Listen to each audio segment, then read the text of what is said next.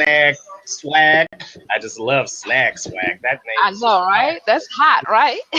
and then you got me. So we are waiting with bated breath and high anticipation to get more of an intimate relationship with you. And hey, I can just sit here and just watch you smile for the rest of your broadcast. That's fine with me. Give thanks, give thanks. But we are recording. We are recording. Check, Woo! mic check. 1 2 1 2. All Two, right. So I am Felicia Muhammad, your spiritual life and business transformation specialist. Um, HLIC cast member, that stands for Head Ladies in Charge, and Awakening Dynamics practitioner, where I help you to know how to release the baggage, the limiting beliefs, the negative self talk, the shit, literal, and it is an acronym, that keeps us stuck and keeps us in unhealthy relationships, keeps us pole busted, and can't be trusted. Um, and it keeps us sick. It keeps us sick. So I want to help us to know how we can access the subconscious mind to be able to tap into that autonomic nervous system and those core beliefs that are keeping us running these patterns over and over and over and over again. All right. Because you can co-create a new life once you begin to release these limiting beliefs and the effects that it is having on you. So that's some of the work I do. I also serve as vice president of Oneness Wellness Foundation, which is a not-for-profit organization, and we help you to know how to awaken the body's ability to self-heal. So everything I do, it all ties together because my understanding and knowing and way of being is that our life we should look at our life from a holistic approach, spirit, mind, body, family, finances, society, and environment. So if you're having a breakdown in one of those areas, you definitely can trust and believe that it's going to affect another area. Okay. And I used to always tell my clients, because I've been a master barber stylist for the last 23 years. And when my clients would come in, and I prided myself on helping them to be able to close the gap with understanding that what you put in your mouth affects your hair. Your hair is your first line of defense that something is going wrong in the body. And so, I would ask them, they would come in stressed out because they don't have any money. And then as a result, the children don't like them because they're nasty. They can't nobody get along with them at work because they just depressed. And so now they have bald spots in their hair called alopecia. And so as I'm talking to them about, okay, well, how is your nutrition? How much water are you drinking? What are you eating? How much sugar are you ingesting? Okay. And then the other question is, what do you do for fun? What are you doing for fun? Okay. So talk that shit. Yes. So with helping them to make the connection, we begin to develop and create the keys that help us to be able to have a better and a more adhesive and intimate relationship first with ourselves, because when you're able to be honest with yourself about your shit, then it releases stress from you. Okay, it releases stress because, for one, you are able to be honest with yourself about why you do what you do. That's why I coach parents. Balance. And when I say shit, I mean that literally. And it's also an acronym for self-healing inner talk. That's right, self-healing inner talk. So before we get into the meat of it, we have some housekeeping tips that we would like for you to participate in. First thing is, you see everybody at the top? We are a collaborative community here. We want you to follow everybody. Follow. If you're not following them, Follow everybody up there. Okay, so 96, I guess that's how I say it. I'm going to follow you. I'm already following Terrence. And then I want us to go over to the Twitter feed and I want you to tweet this out. Tell a little bird about this experience that we're going to be having. And then, see that little Twitter bird? Follow them on Twitter. Let's follow everybody on Twitter. All right. So I want to thank Coach Terrence, the unstoppable coach, for joining me and holding it down while I had the opportunity to work out some technical difficulties. And he did such a wonderful job. So what we're going to be talking about today are keys to intimate relationships, the blame game. All right.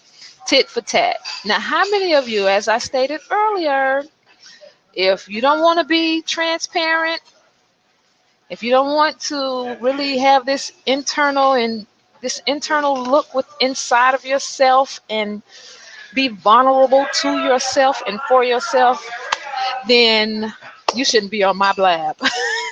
Because this is what you're going to be encouraged to do. All I ask is that you are open.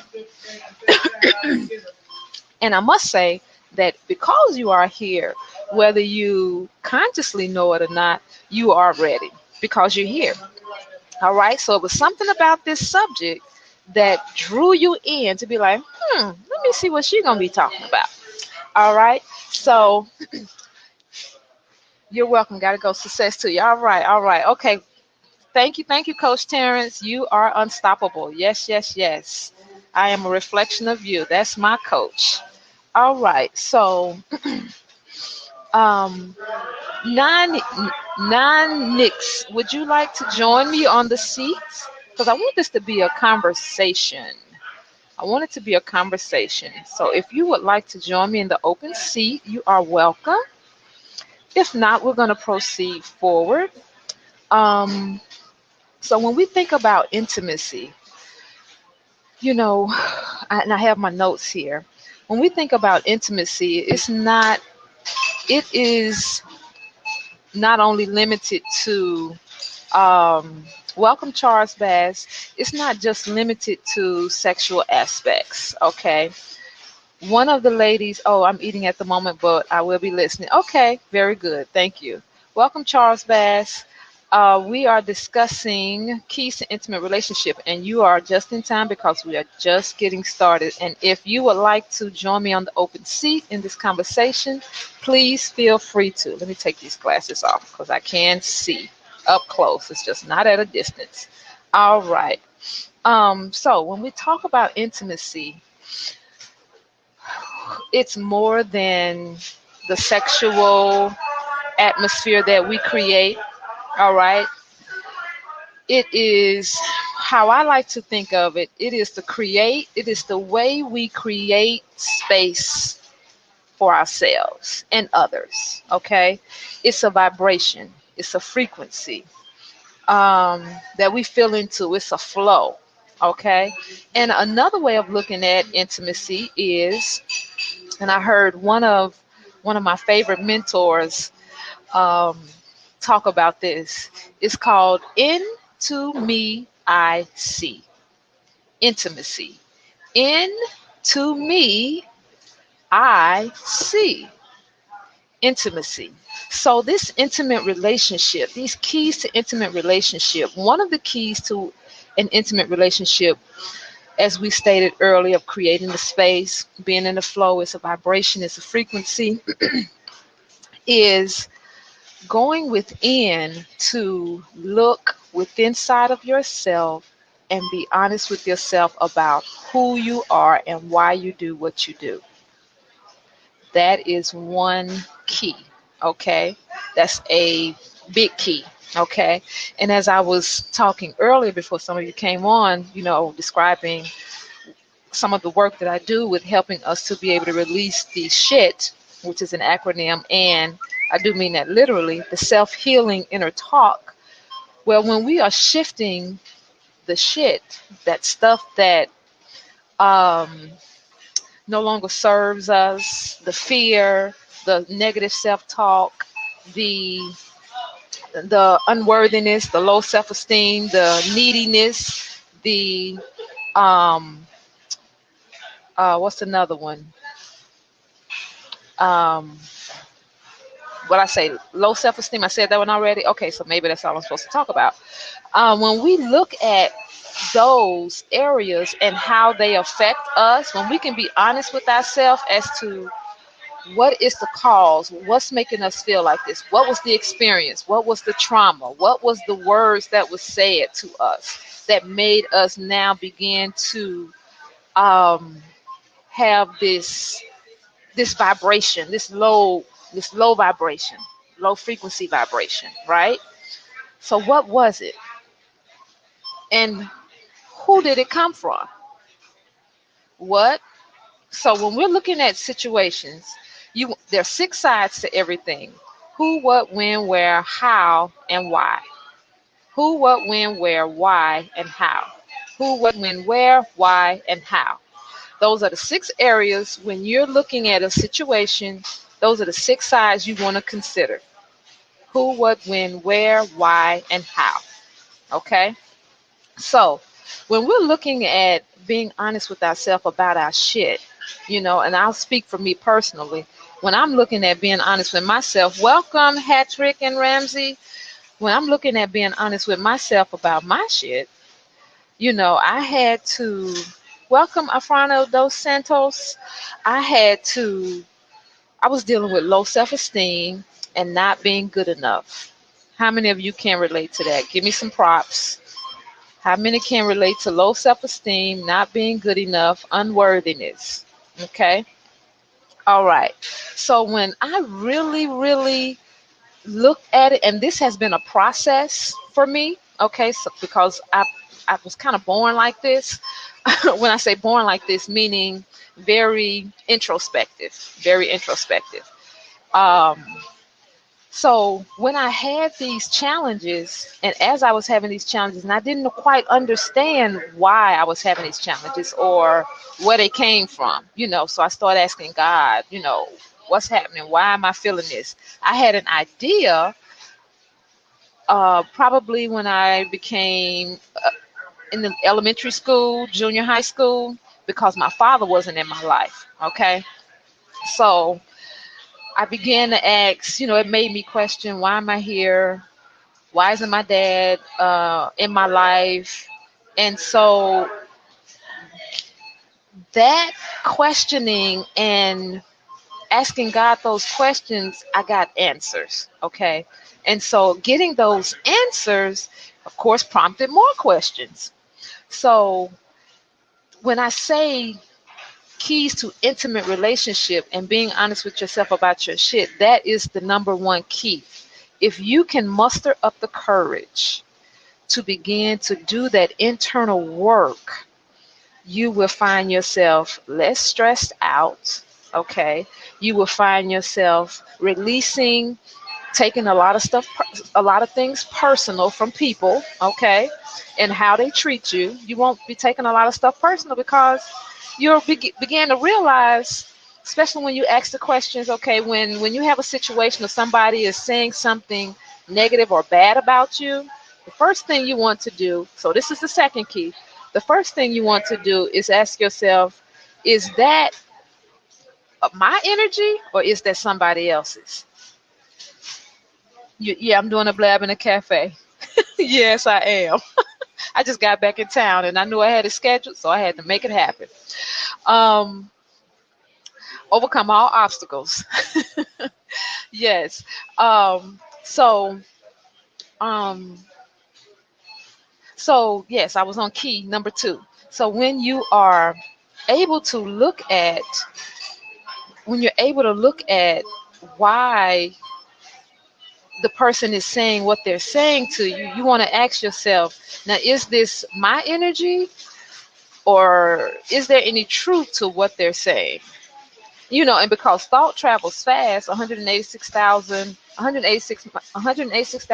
miles per second, you can get the answers really fast and still have good comeback. Okay, if you're worried about somebody getting one up on you. Okay, because I know we have those type of people out there too. So that's another aspect of yourself you want to look at, because why does it matter if somebody gets one up over on you? Okay, that's another whole conversation within itself. But you want to look at, is there any truth to what they're saying? And is this their energy? Is it your energy, or is this somebody else's energy? Because again, it's all frequency.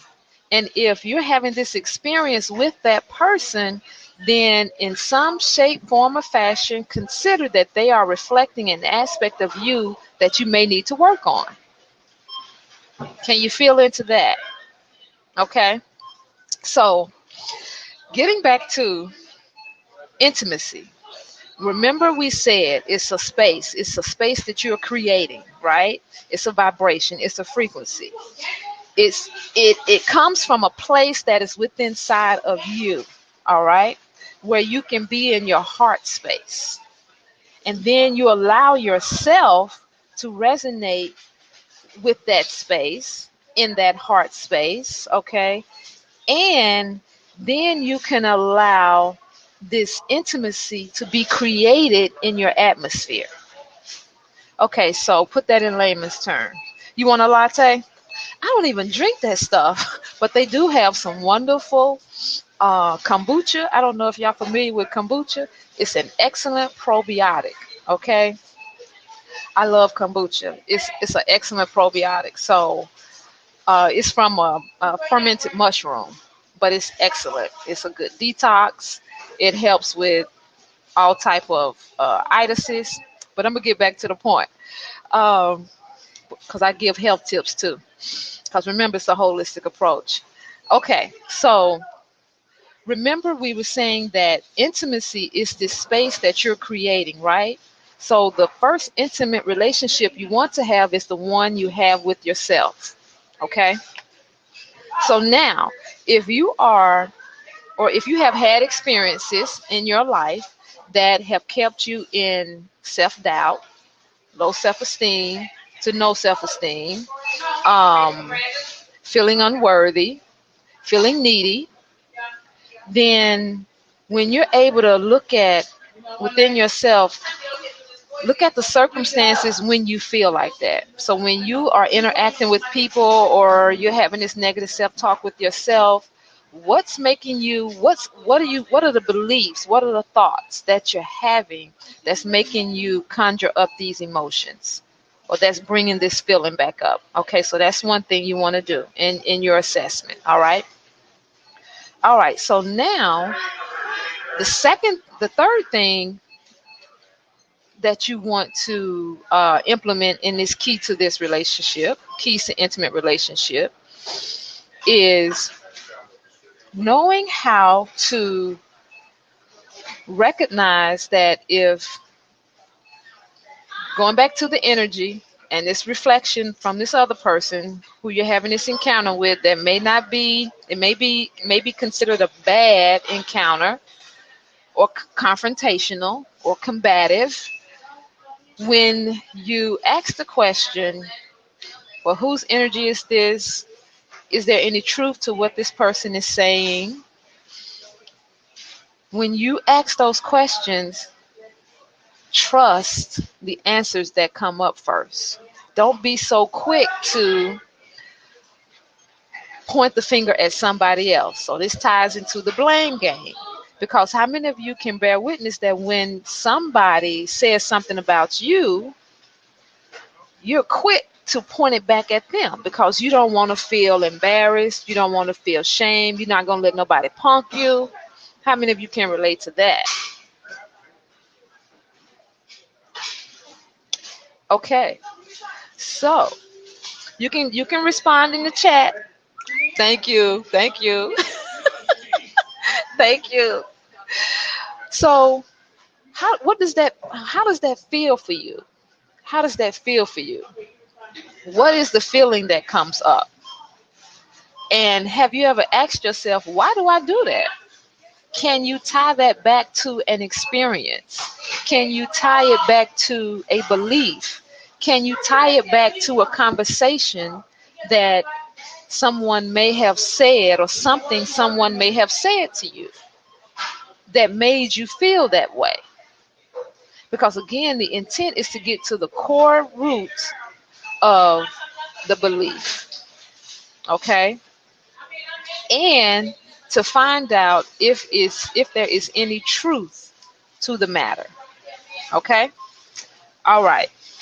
So the first key we have is being honest with yourself about your shit, looking at why you do what you do so that you can change the shit far as the negative self-talk, the limiting beliefs, the insecurity, the low self-esteem, the no self-esteem, the feeling unworthiness. Now you can shift that into self-healing inner talk, which now becomes confidence. It now becomes, welcome Ray, it now becomes um, confidence, it becomes love, it becomes worthiness, it becomes value. All right, it becomes all of that now. So now you're not operating from low vibration frequency for yourself. Now you're operating on high vibration frequency, and now you're beginning to attract more people that resonate at the same level with you. Okay, because when we are seeking our soulmate, you are your best soulmate. You are your best soulmate. Okay, so you can always pull yourself up out of this blame game when you really look at, when you ask yourself those two questions first. Is there any truth to this? And whose energy is this? And another question is, what should I be getting from this interaction? Okay, and even if you find yourself pointing the finger first because it's a knee-jerk reaction and you're responding because that's just how you're used to responding, and then you, in your quiet time, you get back and you sit back and you say, as you're reflecting over your day and trying to de-stress, you're reflecting and you're looking back and you're like, okay, man, wow, okay, so what he showed me was another aspect of something I need to work on. Wow, I could have did that differently. And when you are able to do that with yourself, and then when you're able to take another step further and do it with the person you may have had the conflict with, yes, right, a mirror reflection, yes, you raise your vibration. You raise your vibration so high to whereas, again, you usher in now more grace and mercy in your dealings with yourself and with others. Okay? All right. So, the tit for tat, the blame game, tit for tat. How many of you have, those that are listening live and listening to the replay, how many of you just get off with doing tit for tat? You standing toe to toe with your man standing toe to toe with you. As women, I'm speaking from the woman's perspective now. How many of us take pride in being able to stand toe to toe with a man? I didn't. I don't. And work very hard not to do that. Even when the situation may be most conducive for it, I used to, but I've learned not to do that. Right, because what I found, and you may be able to bear witness to this, when you do that, because women, we know how to use the words and the language very creatively. We know how to tear a man down quick with our mouth, right? And the only thing they know how to do is boop, if they don't walk away. And then when you tear them down, what else can you do with them? Once you done tore them down, now what? What you gonna do with somebody that's torn down? What you gonna do with somebody that's torn down? I want you to consider that. And are you tearing them down from a space of yet nothing? They are rendered useless, right? And then consider this: are you tearing them down from a space of your unworthiness, your low self-esteem? Is that why you're standing toe to toe? Could be, right? Because when you value yourself, you value others. All right. So that's why it's important that with these keys to intimate relationships, the intimate relationship that we're discussing is the intimate relationship with ourselves, first and foremost. Okay. And then as we nourish and evolve that intimate relationship with us, you'll begin to see how in your evolution of releasing the negative self-talk, the low self-esteem, the unworthiness, the devaluing of yourself, when you begin to release that and now you replace it with self-love, you're growing into self-love, you're valuing yourself, you're getting more confidence, you're seeing your worth, you're seeing that there is enough, you are enough, you're more than enough. You begin to attract those people who validate that. And not that you need their validation, it's a part of the law of attraction. Welcome, Meshach. It's a part of the natural law, universal law, that when you raise your vibration, those people who are not vibrating at the same frequency, they're gonna be falling away, and you're gonna hear them saying, "Oh, you're changing. You think you better than us." You're gonna hear all kinds of things like that. And that's okay. Yes, you are changing. You should constantly be evolving and changing. Okay? All right.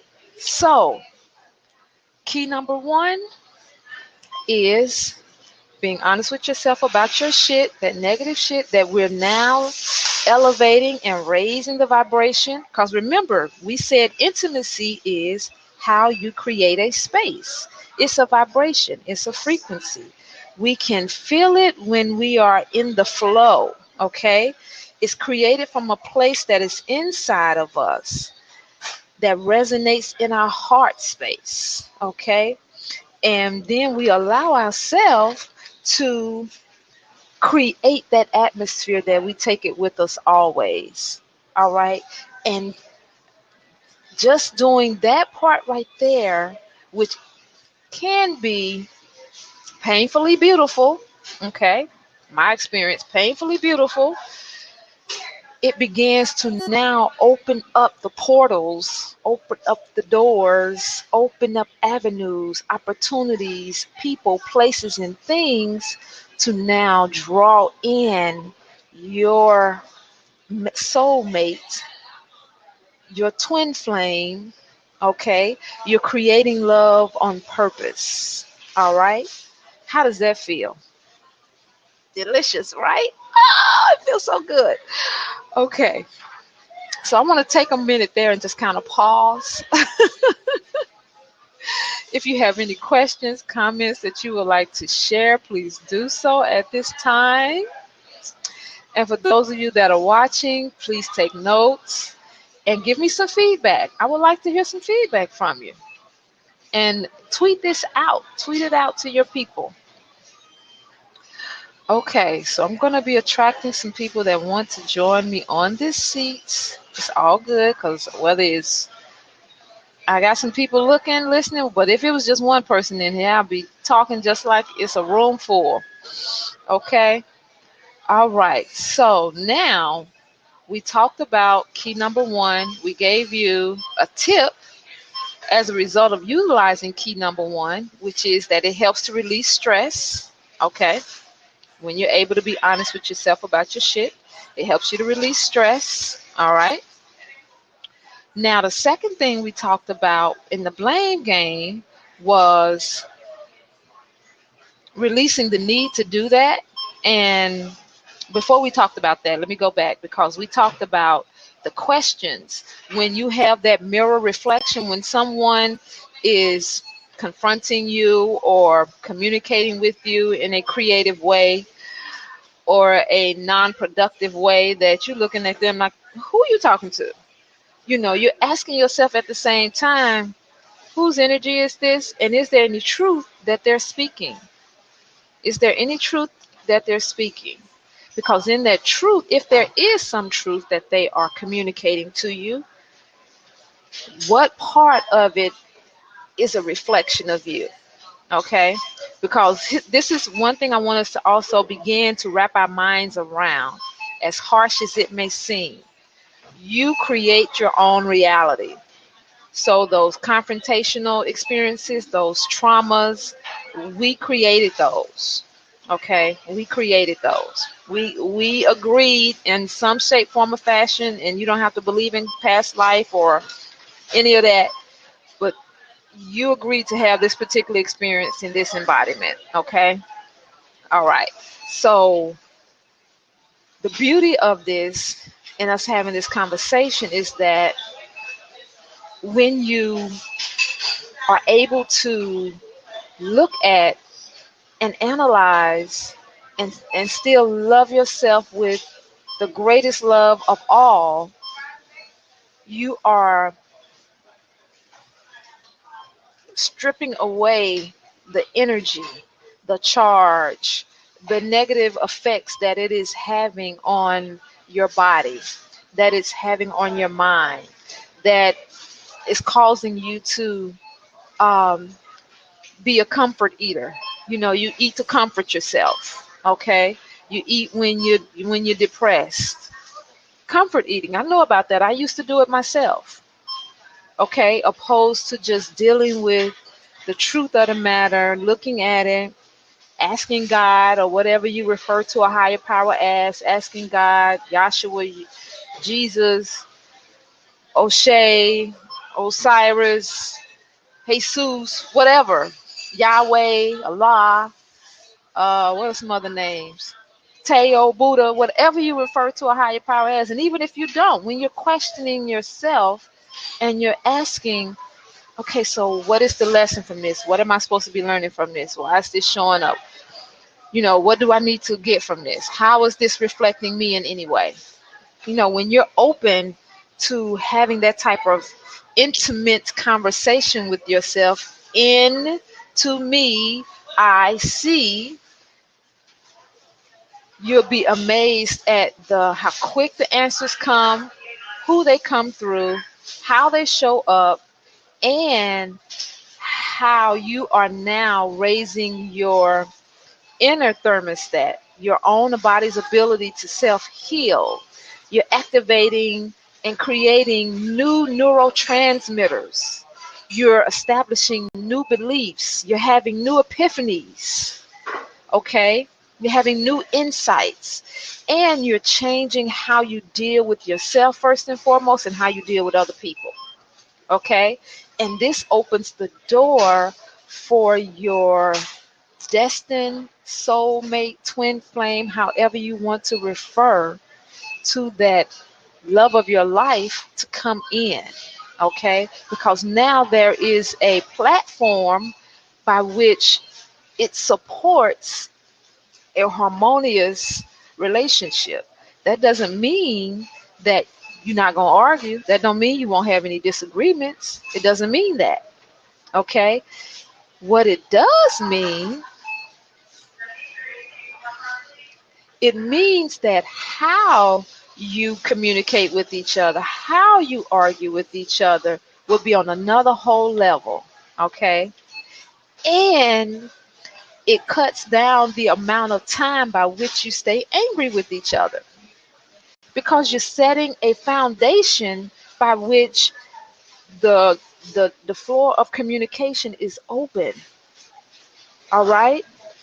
Because you're raising your frequency, you're raising your vibration, and it supports harmonious relationships. It supports love. It's more harmonious, right? Right. It's more harmonious, right? And even if you want to be mad at them forever, you want to, you can't. You can't, because you know the power in knowing that the next moment is not promised to you. The next day is not promised to you. So you want to take this moment and be present in how you feel, because you want to be honest with yourself about how you're feeling. So if you're angry, you're mad as hell, okay, and you're asking yourself, why am I so goddamn mad? Why am I so mad? You're asking yourself, why am I so mad? And true, it could be revealing something else that you need to work on and bring to the surface that's going to help take you to another whole level. So if we can begin to look at these emotions, the value of life increases is what I meant to say. Oh yes, okay, the value of life increases is what you meant to say. Okay, the value of life increases, yes. And your significant to others, significant others. Oh yes, yes, yes. The value of life increases to your significant other. Yes, yes, yes. And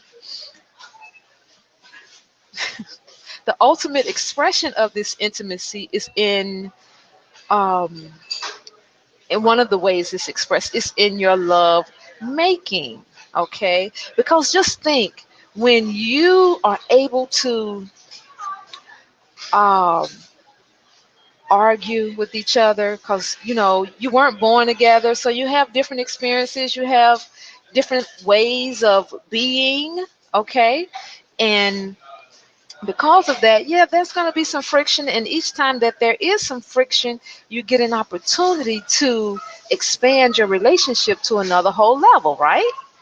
Okay, so in that expansion of that relationship, when you're arguing and you understand the value of knowing that the next moment is not promised to you, tomorrow is not promised to you, you want to make it right then and there, because if something happens to that person and you had this real big blowout and now he's gone or she's gone, that could take you to another whole place that you may not have even anticipated. So why not be intentional that when you have arguments, you all make a pact that you're not going to go to bed angry with each other. You're not going to go to bed angry with each other. You won't let 24 hours pass and you sleep on this. No, you're setting the stage where you can have, welcome D Naturals, you're setting the stage where you can have cohesive, harmonious, intimate relationships. And you can love the person and not like them. Okay? You can love them but not like them. Question. Oh, you got no. Okay. Hi. You want to join us in the seat, Miss D? Naturals. What we're talking about are keys to intimate relationships, the blame game, and tit for tat, and how we can shift that and what that looks like. Okay, so we talked about key number one is being honest with yourself about your shit. So we talked about what intimacy is, which is it's a space that you're creating from your heart space, right?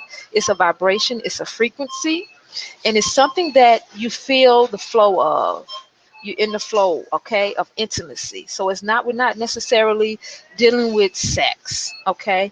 We're dealing with the intimate relationship, the most important intimate relationship, which is ourself, the relationship we have with ourself, which spills over into our health, our prosperity, our business, our community, our family life, okay? D Naturals is going to join us. Welcome, lady. How you doing? Hi, hello. I'm fine. Good, good, good. Um, Me and my partner do relationship coach, and can you hear me? Yes, I can hear you. Yeah. And one of the things that I think is important that people miss is about when you're in relationships or you're embarking on a relationship is discussing expectations. What do you think Mm, about that? yes, yes, that is Yeah. very important. Yeah, from the beginning. You know, before you even before you even get intimate and all of that, when you first meet each other, I mean, it's my practice within the first 3 interactions with each other.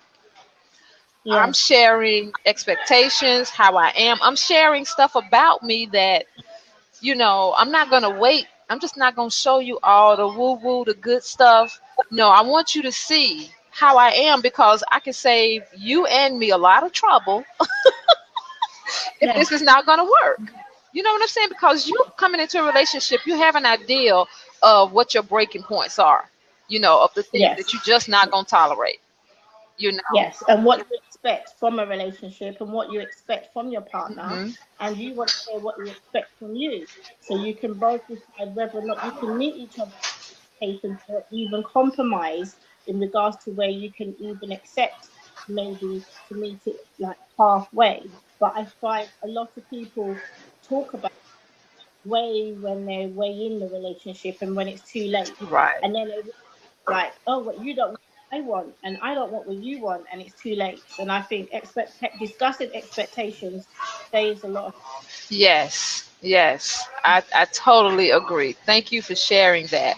So with you and so tell me a little bit how you and your companion, when you all disagree, what are some of the guidelines you all set up about disagreeing?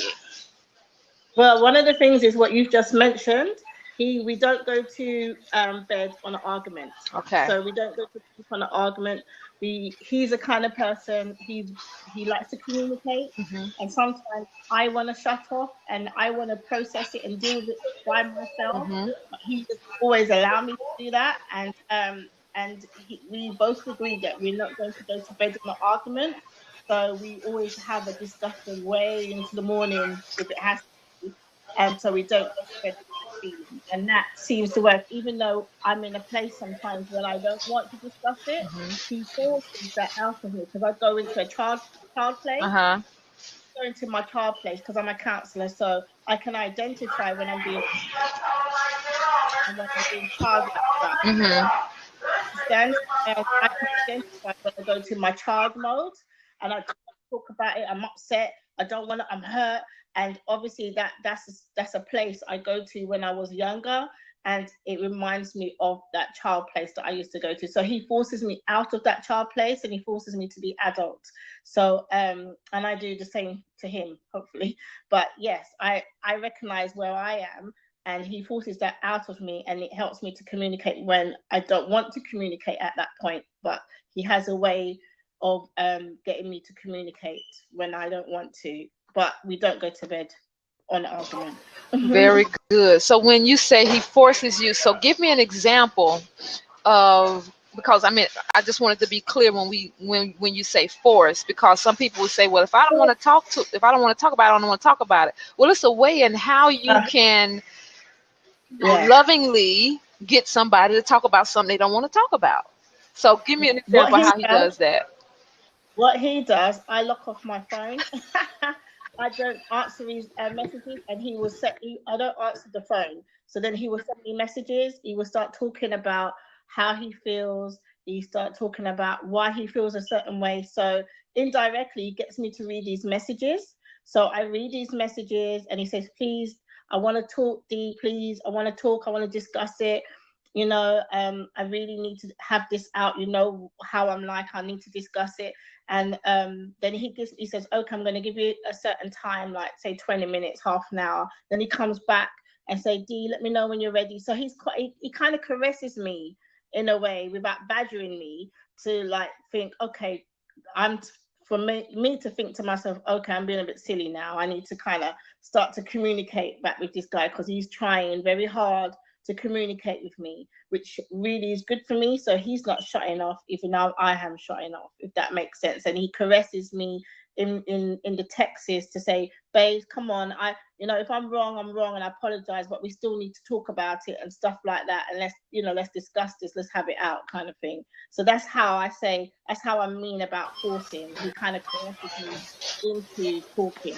Does that make sense? That makes a lot of sense. And I'm glad you shared that, because that's important, because we have people who have dealt with verbal abuse, domestic abuse, and force is sometimes all they understand. And if they're with a Yeah. man who is not abusive and who doesn't believe in putting his hands on a woman, you know, they could Yeah. take that the wrong way and think, oh, he don't love me because he's not hitting on me. You see? Yeah. And so, No, 100%. Yeah. yeah. And I'm lucky that I'm not in any abusive relationship, thank God. Because I work with young people that are in abusive relationships because I'm an adolescent therapist. So I've grown up in abusive relationships, so I see the signs of men that may have abusive, aggressive tendencies. So I've been lucky, fortunately, not to be in those kind of relationships. And my partner is very sensitive, and I love that about him. So and I'm very lucky to have that kind of man in my life. Even sometimes I can be very, I'm very difficult more than he is. So, but he's got the patience of a saint with me. And sometimes I push boundaries on purpose. We do it, women. We push boundaries on purpose to see just how far we can go. Sometimes with the men, just how far before they get angry. And he's very patient with me. So, I have those days when he just gets on my nerves and I push boundaries. But we communicate about those days. So yeah, and I'm very honest about that day. You really got me so upset. I just, and I say why. So we talked a lot, and I talked, but I thought I thought I was a good communicator until I met him. And he's actually made me a better communicator. So we complement each other. So yeah. That is very good. That's very good. And that's that when you talked about that um, pushing the buttons, that's that tit for tat. That's that tit for Yes. tat. Yes, that's that Yes. tit for tat that we talk about. And so what I was saying earlier about that before you came on was that when we, like he's helping you to do, when we can look at ourselves like, and I know it can be challenging in the heat of the moment, especially if we're used to giving it right back soon as they giving it right back. We got Yeah. something smart Yeah. to say, give it right back. But if we can just take a moment, because thought travels at 186,000 miles per second, okay? If we can take a moment and see, okay, so is there any truth to what he's saying? And whose energy is this? Is this mine or is this somebody else's? When we can take a moment and we talked about, thank you, Revel, how, where, when did we learn to do that? Yes. And as I talked about earlier, asking ourselves, because there's 6 sides to every story: who, what, when, where, why, and who, what, when, where, why. What was the other one? Who, what, when, where, why. And it was another one I said. Okay. But anyway, yeah, who, what, when, where, how, and why. Yes, thank you. Yes. And when we look at the first key that we gave was being honest with ourselves about our shit and why we do what we do.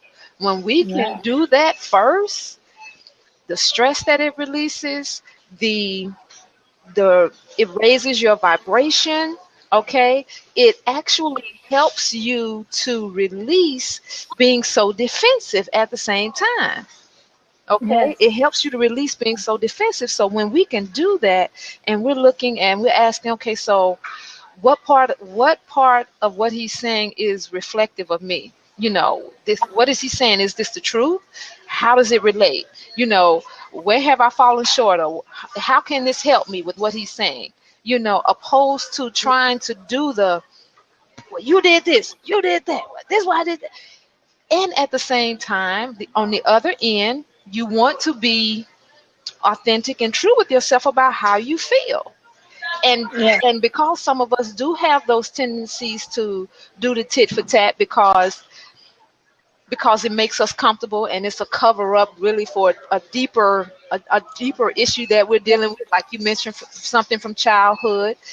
Yeah, the learned behavior, definitely learned behavior. I see my mom do it. Yes. When we can look at that and begin to process it and really just, again, be honest with ourselves and be willing to release it, it's so empowering. you know, and it can take the relationship to another whole level, to whereas you're developing more trust, first of all, of yourself, because what you're practicing now, as I was saying earlier, one of my mentors talked about, what you're practicing now is intimacy, which is into me I see. You're looking within to yourself. Into me, I see. Okay? That intimate yes, into me, I see.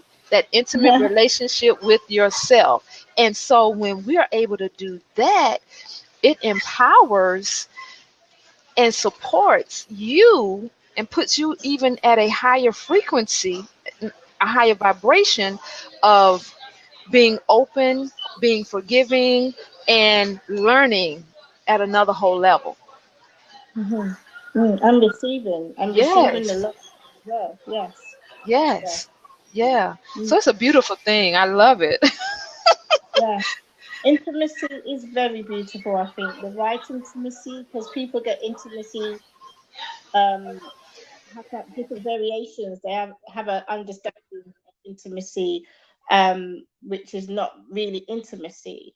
And as you said, intimacy is not just about sex. For me, it's about a spiritual connection, and it's something that you feel. You know, you feel her. Exactly. So and it feels authentic. So Exactly. And it comes from that heart space. yeah, Yes, yeah, you're creating the space. It's a vibration, it's a frequency. It's in your where you can be in your heart space at all times and allow this experience, this energy, this frequency to resonate and allow you to start co-creating this whole experience in your reality at all times, in yes. your business, in your community, right? Yes, in your Yeah, business, in your and the life. Yes. Hey, all of welcome, JD. Yes. So it's like, and just the vulnerability that you experience, as Revel is pointing out, the trust. yeah, It builds your trust up in yourself. We talked yeah. about that a little bit earlier. It builds the trust up, you and yourself, Mm-hmm. and your relationship with your higher self. Okay, Yes, that spiritual yeah, relationship. It really it oh my God, it just really takes that to another whole level, to where it's now, opposed to when y'all have another argument or disagreement, opposed to you doing some of those same practices of, well, you know, shutting down or yeah, pushing that button. You don't have to do that anymore.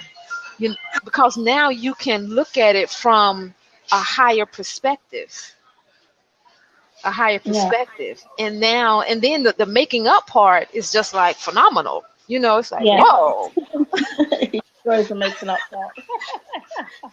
Yeah, and it is good because it makes us stronger. It makes us stronger, and it makes me feel closer to him even more so when we do go past those kind of challenges and we work it out. I feel closer to him. So and I think it makes us stronger, you know, and you can see that I think it's good to go through challenges because you know if a person's in it for real, you know, and if they feel that your relationship is worth fighting for, you know, and if they want to be in the relationship with you through the good, the bad, and the ugly. Can't hear you. And so, yeah, I had it on mute because I know I have all this background noise. So when I'm not talking, I try to keep it on mute. So Yeah. yes, Revel shares. That's part of the whole drama for many. She's talking about the making up, you know, the sex part when they Yeah. anger with each other. People get into a fight to get to the making up part, the unnecessary drama. Right, Yeah. right. Making up doesn't necessarily mean sex for us. Is more about us kind of more intimacy, like doing stuff together, you know, planning stuff together and talking maybe more what we want together. So it's not always sex for us. You know, we don't do that arguing and having that passionate TV kind of sex. It's not like that. Right. Right. And Revel says if you're a teen, there doesn't have to be ugly. Right. That's true. And plus you can have the sex part without the drama. That's true. You know, you can have Yeah. the sex, Yeah. real good sex without drama. Exactly. Yes, yes, yes. Exactly. Yes. That's exactly. It is. It is. That's the best bit. That's the best bit. And I think so thank you for giving me this space. I appreciate it. You know, to talk to you. So thank you. Good. And Good. Thank you. I'm following you too. So yeah, let's follow everybody up here who we're not following. Okay. Okay, I'm following everybody. Okay, so yes. And you okay, good. Yay! Click on your name. I'm following you Okay, now. good. Yeah, Welcome, welcome. Yeah, we definitely have to connect because I'm a hairstylist too, and I do Thank you. natural hair and transition and all that too. Keep doing it. Yeah. Me too. I'm natural hair Yeah. consultant. Yeah, And we do good. We workshops definitely here got in to the UK, connect. and We have definitely have to events. Look at connect. Do that. some things. Brilliant. Yep. Yes. Definitely. Yes, yes, yes. So enjoy Everything your for a day. reason. That's that spiritual All right. Do connection we have going on anybody there. else? Anybody else would like to join us and share some of your experiences in these keys to intimate relationships, the blame game, tit for tat? So what we talked about was key number one was being honest with yourself, you know, about your shit and why you do what you do.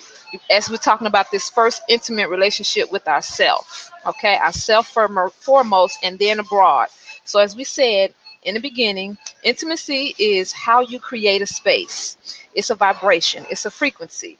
We can feel it when we are in the flow. You know, we can feel the intimacy being in the flow. We can feel the vibration.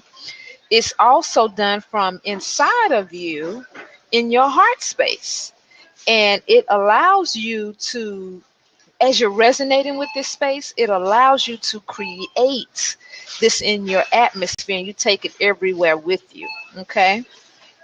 And so the second thing we talked about, the other tip that we gave too was how when you're able to be, as a result of being able to be honest with yourself about your shit, you know, the negative stuff, that we transmute, transform, requalify into positive energy. It releases stress. Revel, come in. Woohoo! Welcome, Elizabeth. Welcome, Elizabeth. Hey, welcome, Miss Revel. How are you? I'm fantastic, Felicia. Good, How are good, you doing? good. Tell us. I'm good. I'm grateful. I just got back in town. I still got my suitcase, so I just came to the nearest place to be able to do this blab, child, because I had put it off. I was supposed to do it yesterday, and I was like, no, I'm doing it today. So, welcome, Jim. So, tell us a little bit about who you are, what you do, and what you want to add to the conversation here. Well, I'm a natural health practitioner and educator, and I work with the whole person, the whole physical, mental, and emotional, spiritual aspect of it, financial, whatever. Been doing this about 30 years, so I've had a lot of experience. And how I learned to do it was by healing myself first. Like what you're saying, you know, get to know you first. And that's what I had to do, was get to know me first. Because when my teacher told me I didn't know who I was ready to fight. I was ready to defend that. Of course, I know who I am. I had no clue. I had built something. I had created this facade around myself, and I had no clue that I had done that. And many of us don't know that. And what you were saying with, I didn't get her name. What was her name? Oh, Karen's here. I thought Karen was doing something already. D Naturals. It's her first name, D.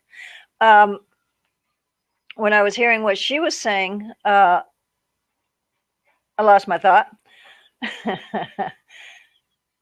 Oh, you were talking about knowing yourself and how when you didn't know yourself, you know, your teacher told you that, and you was like, you know yourself, but you know you didn't, and a lot of us don't. And I didn't know that. I had no clue. I thought I did. Hey, Karen, welcome. It was just a fascinating thing to me to learn who I was, and that I had created this facade around myself. And what I have found over the years is how we have taken things from when we were children and brought them into our adulthood. So that all the things that happened to me in my childhood, my adulthood, my teen years, with my father dying and having to deal with feeling abandoned by him. My mother and my brother were both verbally and physically abusive. I was gang raped when I was 19, and I went through all these stages. And so I had built this like a shell, an unseen shell around me. And inside I was basically mush. I had no clue who I was, because what I was a conglomeration, which most of us are. A conglomeration of whatever our peers, our parents, everybody else, things we see on TV. So now what I'm seeing is, like on TV, I see Cookie from Empire. And this is where women like what's her name on Nashville, the blonde on Nashville. And who's the other one on Scandal? Like she's, a lot of people have called her a whore for the president and stuff like that. The other woman. I've been the other woman. Mm-hmm. I've been the one who wanted to get back at other women, or I was the woman when I was, in my 20s, trying to get the other men. I wanted the men looking at me, not at their wives. I've been through all those stages, so I understand them. And Olivia Pope, thank you. Yeah. And, all these women they portray on TV what women think women are supposed to be like. And I see that, and I'm just like, oh my God, we got a lot of work as coaches. We became busy for a while. The noise in the background, that's not bothering me. So if you want, okay, yeah, all right, yeah, that's not really all that noisy. It doesn't come into here too much. Okay, and so, good. Yeah, so I'm seeing that, and you listen to people like, I can't breathe without you. Right. We women just become Juliet Barnes. Yeah, you got her, Juliet Barnes. That's it. And it's all about, like you say, tit for tat. It's just what you brought up. It's tit for tat. Mm-hmm. And even sometimes it's not even that. It's just like we see drama, and that's what we bring into our relationships. Right. And one of the things I learned not that long ago was that when I was trying to make myself right about an issue, because I was wrong. Mm-hmm. When you keep rationalizing, well, he did this, well, he did that, well, she did this, she did that. Oh, you're the one wrong, Rebel. Once I found that, I was like, oh, okay, now. It's kind of humbling when you realize you're the one. Yeah, you're the one. Very, very. Yeah, and that's what we were talking about before, everybody else came on. We was talking about, because I was like, if you're not into taking responsibility, self-responsibility, then you don't need to be on this blab with me, because this is what I'm about. I'm not the one for you. If you want to keep blaming other people for your shit, and not wanting to look at the part that you have played in the situation, then I buy out. I dismiss you from this blab. You don't have to keep listening, because that's what we deal with here. Taking responsibility for what we do, why we do, because again, we're always creating. And that second part of the first key with being able to be honest with yourself about your shit and why you do what you do, and being able to shift the low self-esteem, the unworthiness, the not feeling valuable, the one that seeks attention, the one that lives in fear. When we're able to understand why we do that and release it and clear it, and look at, okay, how has that served us, and look at the results of that. Look at the results that you get from that. Okay, so now you have the option and you have the opportunity and the free will to change that shit into self-healing inner talk. So now it can become confidence. Now it becomes self-assurance. Now it becomes walking in your value and your power, being worthy enough, raising your vibrations from those low frequencies to higher frequency vibrations. And now you begin to co-create new realities. You attract different people. You attract the people that are on the same frequency as you. And you begin to draw in a foundation by which your soulmate, in on now, and now you all can develop harmonious relationships. No, it doesn't mean you're not going to argue. It doesn't mean you won't have some times where you want to wring his neck. It doesn't mean that. However, what it does mean is that, and when those situations come up, is that it's showing an aspect of you that maybe you got some more work you got to keep doing. Yeah. Yeah, absolutely. And one thing that I drive myself crazy about when somebody says, he made me mad. No. You made yourself mad. Right. It's your responsibility how you react or respond to something. When you react, that means you're not paying attention. Mm-hmm. When you respond, then you can deal with the situation. He or she is not responsible for your emotions. Right. You are not responsible for theirs. That's right. Yeah. So when people say that he made me mad, well, that's not his responsibility. That's yours to choose how to respond. Right, exactly. And that was the other thing I was encouraging people to do, was with this other tip, was looking at asking yourself, because thought travels so fast, in the heat of the moment, you can ask yourself, okay, so is there any truth to what they're saying? Yeah. Is there any truth to what they're saying? Just point blank. Is it any truth? Because you can try to stand toe to toe, especially, if it's your companion, your male companion, you're trying to stand toe to toe. Well, we know as women, we can tear you down and chop you up real good. And then all he know to do is either walk away, or he gonna reach out and touch you. He's gonna reach out and touch you because he don't know what else to do. And so then once you've torn him down, then what do you have to work with? Really, what you gonna do with him at that point after you done tore him down? Yeah. What's it all about? Yeah, you say things you're sorry you said in the first place. But what I found for me is when you're learning this stuff, sometimes you're pretty awkward at it. You know what I'm saying? You're so used to going beyond to where you destroy somebody, and then you start waking up and you go, oh, I don't really want to do that anymore. But like you say, then you get in the middle of it and you stop and you go, no, wait a minute. Look, can we do this over? Replay before you say something so totally out of line, and then you start saying it before. You go, you know what? This isn't big enough for us to fight about.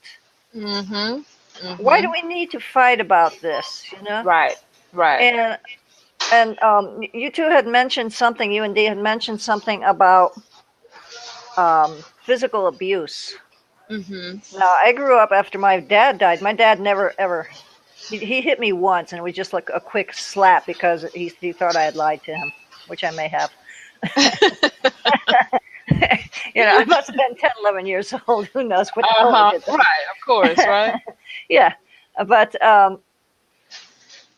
even though my mother was physically abusive, and I used to take it out on my dog until somebody caught me hitting my dog one time, and she told me to, she broke the pattern because she told me to stop.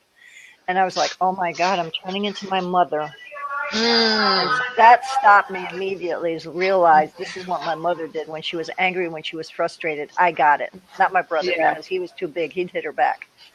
And so this was not something I took into my adulthood.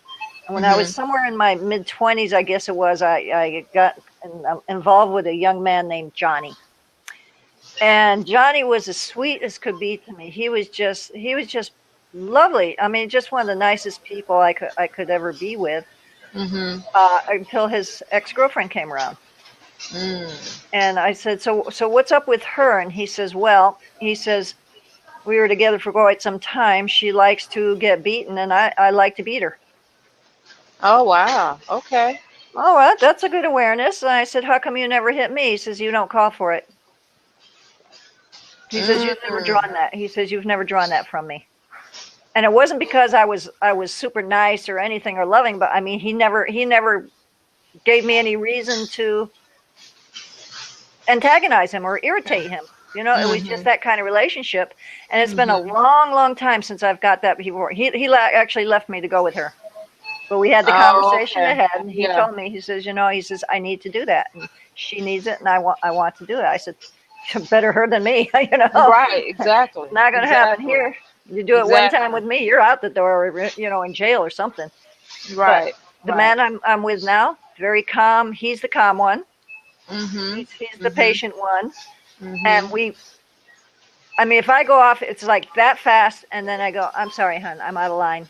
And that's it, done. Yeah. We don't carry it on. We don't, hit tit for tat after, what you said. And I said, because we don't get to the point where I say things or he says things that we're sorry about. Mm-hmm. Yeah, that's good. That's good. That's Yeah. good. That's good. And this is the other part I wanted to bring up too. And this, you just made me think back about it when I was talking when Dee was on, with the abuse. And it's really past the abuse at this point, but it's at the point where when we talk about the tit for tat, that's what it is, the tit for tat. Yeah. When the conversation is over, right? You talked about it, you've gotten over it, it's out of your mind, and then something else happens, and you or back. him bring it right back up. Uh-huh. That used to happen to me a lot in my marriage, and I'm like, wait a minute. Wait a minute. I thought we dealt with that already, because I didn't do that, because I was so adamant on not being the one that does the tit for tat thing, because it was unproductive. I mean, it was just like, and plus I never had good comeback anyway, so that's the reason right there. I never had good comeback. I'd say something, it'd be so corny, and it's like, well, we could make him laugh anyway. And here's the other part that was about me. I was so non-confrontational, because I was an only child, grew up as an only child, and it was just me and my mom. My mom worked all the time, so I didn't see her arguing with anybody. I mean, and even in my family, even if her and her brothers and sisters did argue, I didn't see a whole lot of that. So I was just Miss la la la la. Everything is happy. Everything is, So when I had these relationships as I got older, and now I'm in a marriage where it's tit for, he's bringing up stuff, and I'm like, but wait, we settled that already. Why are you bringing that back up? That's a horrible feeling. It is a horrible feeling, because you think you've gotten past it, and now, damn, here we go again. Really? That's how you want to do this? Yeah. And it was like, I knew that, because I was the older one. He was younger than me. And I was like, oh Lord, I never do that one again. But it was like, I knew that he was operating, and some of us don't even realize we're doing this, but I knew it was a persona. It was an aspect of him that was upset because his mother was the strong one in the family. And he, in a sense, he resented his father for being, the more docile one. His father wouldn't really argue with the mother and this type of thing. Welcome, Miss Georgia. Wouldn't argue with the mother or anything. And so he was acting out like he thought his father should have acted out and been the man. Yeah. You know what I mean? And so it was a persona. It was an aspect of him that as a result of that happening in his childhood, it put him in protection mode, control mode, actually a control persona. And I was like, wow. So, we got to the point where I was like, look, because I'm a communicator, I'm a talker. I'm like, we can talk about anything, let's talk about it. And he was the type where he would shut down. He would get angry, he would walk off, he would shut down. And I'm like, let's talk about it. I mean, really, let's just have a rational head and let's talk. So I was always the calm one. I'm the, I'm the peaceful one. And so sometimes he resented that. And I have to tell you that as we got longer, welcome Betty Brooke, who, as we got in the relationship, in the marriage, and he kept pushing my buttons. I mean, it was like he was just pushing buttons. And I'm the type, I know I can take a lot, but when you get me to that point, it's like, oh, I explode. So I got to the point where I literally jumped at him. I was like I was getting ready to hit him.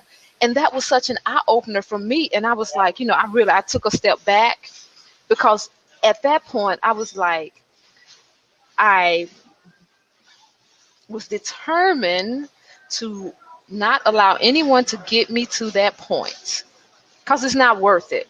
I didn't grow up around that, and it's just not worth it. So that's when I took some step back, and was like, okay, look, we're gonna have to sit down. We got to talk about this. So from that point, we set up. Well, I don't like it when you do this, so don't do that to me. We had to set up some guidelines on how we were going to agree to disagree. Mhm. And it became healthy. I mean, we still divorced because, he still was just kind of trying to do whatever he wanted to do, and I was just not going to be taken advantage of or controlled, Sure. out of your insecurity. No, that's not my issue. You need to go deal with that. That's not my issue. And so that becomes really real for people. Well, what happened for you, coming from the kind of lifestyle you grew up in as a child to coming to this gentleman, is that's what's made you stronger. If you hadn't gone through that situation with him, you'd still be everything's fine, even though if it isn't. But what people like that are doing is they're building cases. My case, you did this, you did that, you did this, and they keep piling that up until they got a case so high you can't top it. Right. But there was something else. I don't know. Went away.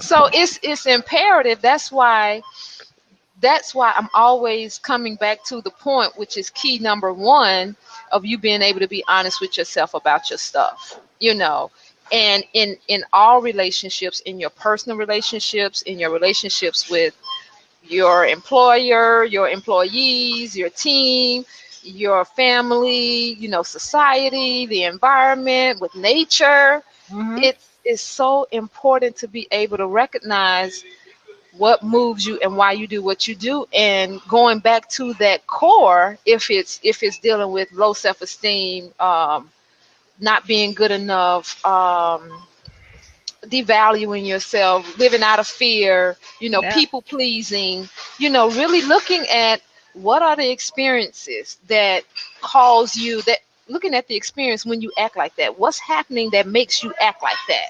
Right. And like you said earlier, going back to some things that happened in your childhood, being willing and having the courage to look at that. So when you are faced with a person who is reflecting an aspect of you that you may need to take a look at, but they're doing it in a combative way, again, stop and ask the question, okay, well, whose energy is this? And is there any truth to what they're saying? And that's what I used to do. And so in my relationships, in my marriages, because I've had some dysfunctional relationships, with this into me, I see this intimacy that I have with myself, it has empowered me to be able to keep building up the courage each time I have a different reaction or interaction with someone different. And each time that I implement these tips, it takes me to another whole level of experiencing grace and mercy with the results of our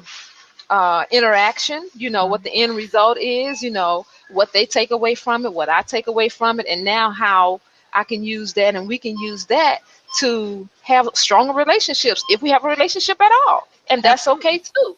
Yeah. And for me, it's like every time, for a while I was getting the same person, that seemed like a different guy at the beginning, how they would act with us. But then it was like, I didn't care how tall he was, how short he was, what color he was. None of that mattered. It was the same damn guy. And so I stopped dating. I said, what's a common denominator? Exactly.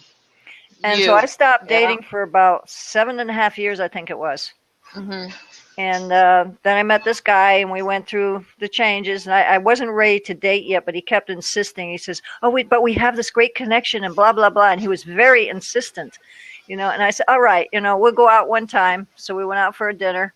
And he took me to an Egyptian restaurant, and he paid extra for this Egyptian woman to dance for us and everything. I think he blew about $100 that night. And the guy's car, he couldn't even open the door on his side because it was messed up somehow. And he couldn't afford to fix that, but he could afford to take me out for $100 dinner. Wow.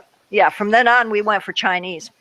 But the point is, I realized, okay, I've got a different guy. At least he's trying. He's doing something different than anybody else has so far. He wants to take me out. He wants to, the other guys didn't. They just wanted to come over and Yeah. pleasure. But of course, that was my own fault because I was looking for love in the wrong, all the wrong places. 'Cause Right. I had grown up without a father and all that other stuff. Mhm. And so I got to the point where I said, you know what? You're not the person I'm looking for, but thank you for helping me realize that. It was a realization. And so then the universe kept throwing me similar guys to the ones I had left. And I'd meet them and I go, no, you're testing. I know. There was a book called Testing 1, 2, 3, and I said, that's what's happening. You're testing. No, I'm not falling for it. And finally I met a couple of guys who I was with for a while. They knew about each other. And I said, I'm going to learn to communicate. Okay. And that was my issue. I did not, like you said, communicate with myself first. So this was like 15 years ago when online dating first happened. Okay. And women were allowed to come on. Women were allowed to go online, and the dating groups were free because they wanted to get guys in. It's like when we used to go to clubs, the women would get in for free because it would draw the guys. And so I was going like on 10 dating services or so. Wow. And I was seeing anywhere from 1 to 3 or 4 guys a day. But it wasn't no sex, nothing. It was just meeting for 30 minutes, for coffee, whatever, tea, and see where it went from there. And sometimes we just meet and we go, okay, this isn't going to work. Let's agree to not. Or sometimes it'd be, I would tell them, I say, well, I'm going to see 2 more guys. I've already seen 1 guy before you. I'm going to go meet 2 more guys. And depending how they acted was whether I was going to see them again or talk to them or anything. And if they got all upset, I'm like, what are you getting upset about? This is just a 30-minute meeting. That's it. Right. Well, what if we want to go longer? I said 30 minutes. If you want to go out again, I set the rules. You know? And then, so I was learning about me. I was learning, like you said, communicate with yourself first. And that's what I was doing. Every time I came home, I must have changed my profile, I don't know, 10, 15 times, sometimes 2, 3, 4 times a day sometimes. Every time I meet somebody, I go, nope, that's not who I want. Nope, that's not who I want. I thought I wanted him, but I don't want him. And once you start looking at yourself in that way, I realized, okay, this is me who's still figuring out who I want, because I've not seen anybody. I've been dating for like 7.5 years. And then I met these 2 guys, and I was going to be very honest in my communication. I said, all right, I'm seeing Greg, Mark. And they would ask about the other guy. You still seeing him? Yeah, how's that going? Fine. No jealousy, no anger, no nothing. It was the best relationships I've had. And then those kind of just went the way of the white clouds. And I met 1 guy who really I had a really close communication with until like 3 months into it. He says, well, I'm afraid you're going to get pregnant and you don't want a child, and I do. Okay. Yeah. Couldn't we have brought this up earlier? I'm like, I'm 52 years old. What am I going to do with a child? And it's highly unlikely that's going to happen anyway. But anyway, we split up, but it was like each time was better and better and better. Better and better. Yeah. Because I knew me. You knew you. I met my husband. We met online. He was in a totally different country. And we are in better communication than I've ever been with anybody here in the United States. Woo-hoo! Yeah. So we actually physically met in October, and the following year in August, we got married in his country. And it's 11 years. That's beautiful. Yeah, just a little over 11 years. That's beautiful. Thank you. That is beautiful, Revel. Yes, and I want to go back to something you brought up, because Dee and I were talking about it when she was on, and it was around, I choose to remember. You said it twice. You said it twice. Oh, yes, give thanks. Woohoo! I love that when that happens. So practice that, people. If you forget something and you want to remember, say, I choose to remember. There and you it'll go. come back to All right. you. Yep. I like that. Yep. Yep. And so it was around when you were talking about, she and I were discussing, well, her point was that when she and her guy first started dating, they were very honest with each other about their expectations Mm-hmm. from the very beginning. And so I was sharing with her, I said, I said, yeah, I said, because for me, in the first 3 conversations, I'm being really clear about the questions I'm asking. I'm asking hard questions. We're having good hard conversations, because I know personally what the deal breakers are. Mm-hmm. I know what the deal breakers are. And so there's no sense in playing games if one of them top 5 things is a deal breaker and you got it and you do it. Yeah. It ain't no sense. Yeah. Because I'm clear that I'm not trying to change you. Because if you want to change, then yes, we can support each other in our change. Right. However, I can't change you. Yeah. So it's no sense in us getting all lovey-dovey and, doing all the other stuff when this is not going to work for the long haul. Exactly. Yeah. So that's very important. Welcome, Mervyn McIntyre. Oh, he jumped back out. So yeah, that's very important with being able to know. And no, I'm not saying you ain't got to tell him, oh, I had an abortion when I was 17 years old. I mean, you know the stuff that's really important with you. So you want to have that conversation up front and what you expect. Dealing with your expectations. How you are, what you do, what you're not willing to change at this point. Because I asked, what is just 1 thing or 3 things you will not compromise on? You don't care who or what. Mm-hmm. And that tells you a lot. It that does. tells you a lot, because if a person is not willing to compromise and make some changes, then because marriage is going to bring out of you things that you don't even necessarily know that's in you. Oh yeah. So Yeah. you got to be open to be able to make some changes on some stuff that you may not have thought you wanted to change. Right. Well, see, for me, I don't compromise, and I don't want him to. And so once you get the clarity there, if he wants to do something for me, I'm going to go for that. And what was really an interesting thing.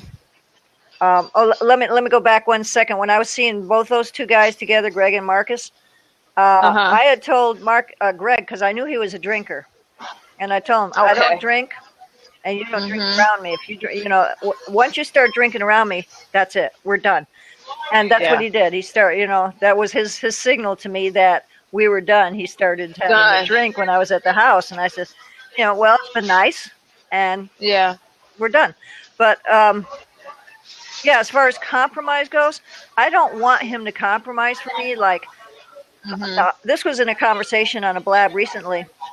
I was saying, like, I have so many clients who will tell me that on Thanksgiving, they go to her house, and on Christmas, they go to his house. And she or he will say, I hate it. I hate going to their house. And I said, why are you going? Because I won't hear the end of it till throughout the year. And this is something, why would you do something you hate? That's the tit for tat thing.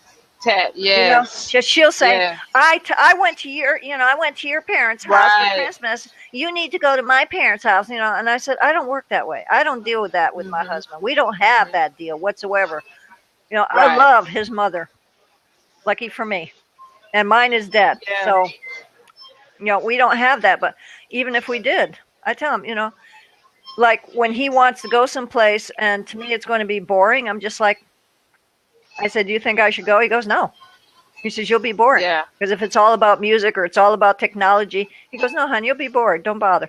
Or I'm going to a woman's thing and he'll say, do you want me to come? I said, I can drive to that myself. Or if you want to drive me to it, that's fine, because I don't like driving much. But he's almost always willing to drive, but he never says, I drove you to that, or I spent that day with you at that thing. We never get that. We never have that where, I did this, so you have to do that. And I tell my people, you can't do that. You can't play that game. If you don't want to do something, don't do it. But don't do it. That's right. But don't throw it in the other person's face that you did it. If you do it reluctantly, you don't throw it in the other person's face. Right, because what that sets up, and this goes into the third part of what I wanted to cover that I wrote down in my notes, was that when we tolerate dysfunction, because that's what that is, when we tolerate dysfunction, it erodes our trust in our own self. Yep. Okay. Yeah. And we keep attracting more of that to us, no matter how we try to keep changing and say, oh, I'm not going to do that again. Mhm. But then we do it in another area. Yeah. It just continues to foster dysfunction and distrust. And so let's see, I know what it's like to open up. Oh yeah. So yeah, that's what that is. So it's like when we say we're going to do it, so we open the door and we say, okay, so I'm not going to do that again. But then we close the door when we do it. Yeah. Because we want to please them, and then we go back into that low self-esteem or wanting to feel worthy or feeling valued, or I want him to like me, because he really does this for me, and that seeking for something outside of yourself when you already have everything you need within you. Mm-hmm. That right there. Yeah. Yeah. So that we have to look at, okay, who's doing that? Because some of that and a lot of that are personas as well that keep us in spaces that control, protect, or survive. Right. Okay. Right. So when we are operating in when we have those aspects of ourselves that is doing only what they were created to do when we had a certain experience that caused them to be created in the first place. Right. Exactly. They're only doing what they think, control, protect, survive. Yes, they're only doing what we created it to do, and so you actually think it's you doing it, but no, that's an aspect of you that was created because of a certain situation. And so when we do key number 1 and ask the question, welcome Georgie, welcome. When we ask the question and we relinquish eroding that trust that we've built up, and we're able to look at, okay, why am I doing this? And when you can be honest with yourself about why you're doing it and stop, yeah, then you don't have to worry about attracting and having those same type of people show up. Those same type of circumstances, situations, and conditions, but show up in different people. Right. Because I, like you too, I can resonate with that. It was like when because I've been married twice. So from my first marriage, we were friends. We started out friends. We were married a year. We were separated a year. And we still remained friends until he passed away. And so what I learned from that was that one of the flaws that I knew that I had was that I could be self-righteous. I knew that about myself. I could be self-righteous. Yeah. I could. And so when he pointed it out to me, and he said it one day out of frustration, he was like, you're so damn self-righteous. And I sat there and I just was like, because I knew he was telling the truth, and I couldn't say nothing because I knew he was telling the truth. Uh-huh. And I was just like, you're right. I'm sorry. I'm sorry. I'm so sorry. And just me being able to acknowledge that, for one, it was very freeing for me, and it opened up another whole realm of conversation and exploration within myself to look at, wow, that is self-righteous, because I wasn't even aware that that's what it was. Mm-hmm. I wasn't even aware that that's what I was doing. And when he pointed it out, I was like, okay, I could see that, and so then of course I changed. So that was one thing that I knew worked in my relationship. If my husband would point out something to say, oh, well, you doing this or you doing that, because they always doing the blame game. You doing this, you doing that. That's why I did this. Oh, okay. So what I would do is I would start shifting. I would change. If you say it's me, okay, I would change. All right. Now, full speed ahead. Another situation come up, different circumstances, but the principle is still the same, right? Mm-hmm. Now we still having the same issue. Okay, but I've changed. I'm changing now, and you've recognized that and you've acknowledged it. So now what's the problem? Now they see, okay, you right, it's me. I need to look at myself, and I got an issue with that, so I'm like, wow, okay, good. So that was one thing that I carried. The things that worked in my first marriage, I carried it over to the second one, because when I got married the first time and it failed, I was just like, I felt like a failure. Oh my God, I felt so disappointed. And I was like, what happened? What did I do? I really internalized it. I really Yeah. did. Yeah. And after knowing that, okay, it was a lesson. Wow, that's deep. I really internalized it. And when I realized, that's because, again, I practice asking God questions as to, okay, well, what should I do differently? What was it? And it all stemmed back to, for me, my mother wasn't married. So I never saw an example of a marriage Right. in my household because my mother and my father didn't get married. Okay. Okay. But my aunts, all of my aunts were. But I didn't necessarily live in a house with them. I lived with my mother. So I never really saw, her in a healthy relationship. And so, can you hear me? Because it looks like we're frozen. Yeah, you froze for a minute. Okay. I'm You're going you're back. to. You're Okay. back. All right. Okay. So, make a long story short, I took those experiences from my first marriage into the second. And when I got to the core and asking those questions as to after the first marriage failed, what was it? It was brought to my attention about not being able to see, my mother in a relationship, because what I loved about my mother was that she just didn't date. She didn't have all type of men coming in and out the house. She didn't. And the 3 times that she was in a serious relationship, they left her and married somebody else. Wow. They left her and married somebody else, and all three of the relationships ended in divorce. Huh. Interesting. Interesting, very interesting. And I took note of that. I recognized that. And so that was part of the core of me not seeing it, but knowing my aunts, my aunt in Atlanta, they had a happy relationship. And as I got older, we began to talk about it because I was living in Atlanta at the time. And I asked my aunt, I was like, well, do you and Uncle George, do y'all fight? She was like, girl, yeah, we fight. But we love each other. That don't mean we always like each other. And I was like, okay, I can get that. And so she said he tried to put his hands on me one time and he haven't done it since. There you go.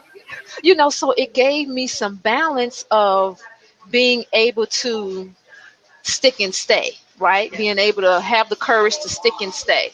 And I don't just have to run when things don't go right. So I took that experience in my second marriage, and So your first marriage didn't fail. no, it didn't. It didn't. That's what I realized in my second marriage, that it didn't fail. And I was just like so grateful Yeah. when I realized that. And even my second one didn't fail, because I tell you, in my second one, I created doors to go through. I did. I created doors to go through to just make sure that I was doing everything I knew I could possibly do within my power, to make it work. Yeah. And when I got to the point where, because we separated like 3 times and got back together. And he told me when we were getting a divorce, he said, I have to say that you were a wonderful wife. He said, I really can't complain. You didn't tear me down with your mouth. He said, you cooked, you cleaned, you did what I asked you to do. He said, but I was not ready to be a husband. Well, there you go. He said, I did not know how to be a husband. And I was like, whew. It wasn't me this time. Right, and it was very humbling, and and I had to give God all the praise, because again, I was just doing what I felt like I was guided to do. No matter how crazy it looked, no matter how people talked about me, no matter what my family said about, oh, you crazy, you this, you that, he doing it. I learned that lesson from the last one with doing everything that I know I could do. And so that key, that first key, God bless your heart, the mega troll. Hey, mega troll. So, and D Natural says, okay, that's true. Okay, so I did everything I knew to do to create some doors so that, I could really, if I had to stand before God and account for this, because I know I'm responsible for my actions. You know, I can really stand on my square and be proud to say, you know, yes, Yeah. you know, There yeah. you So go. Yeah. it's really intimate. It's really important with having and establishing those keys to the intimate relationship with yourself first, because that takes you a long way with even how you interact with other. And like you were saying Always. earlier about how you respond to how people treat you, Yeah. you know, how you respond, because you're responsible for yourself. You can't control anybody else. Yep. And you teach people how to treat you. Yeah, You know, that's true. I had a boss many years ago. I used to deliver pizza when I was in my training, and I had to pay for the training. Hmm. And I don't remember what he said to me, but I wasn't very fond of it. So I said, you know, you don't get to speak to me that way, ever. Hmm. That was the last time he spoke to me that way. Yeah, You know, you just stand up for yourself. yeah, And I was learning to do that. You just don't speak to me like that ever. You know, yeah. you're talking to me like you're talking to some dirt on the ground. You don't get to do that. And The natural says every action has a reaction, and know your worth. Yes. well, every action has a response or a reaction. A Mhm. response is different from a reaction. A response is conscious. A reaction is just automatic. And so, just because it's somebody said that, and I'm not putting you down, Dee, but it's the truth. You know, there you go. Thank you. Yeah. Yeah. So I got to run, hon. Okay, yeah, me too. I'm getting ready to get off of here too.